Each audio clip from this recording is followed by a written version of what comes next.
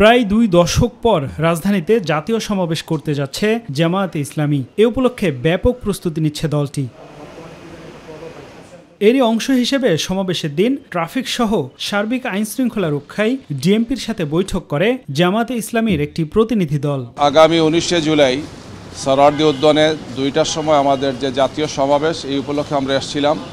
গতকালকে স্বরাষ্ট্র মন্ত্রণালয়ের দায়িত্বে নিয়োজিত সম্মানিত উপদেষ্টার সাথে আমাদের 2জন সিনিয়র দায়িত্বশীল মিটিং করেছেন। এরই ধারাবাহিকতায় আমরা আজকে ডিএমপি কমিশনার অফিসে এসেছিলাম। জামাতের সহকারী সেক্রেটারি জেনারেল অ্যাডভোকেট এহসানুল মাহবুব জোবায়ের বলেন, এবারে সমাবেশে সারা দেশ থেকে লক্ষ লক্ষ লোকের সমাগম ঘটবে। ঢাকা বিভাগ সহ আশপাশের জেলা এবং পুরো দেশ থেকেই আমাদের একটা পার্টিসিপেশন থাকবে।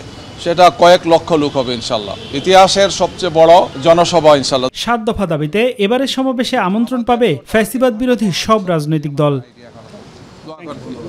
আফজাল হোসেন, মাই টিভি, ঢাকা।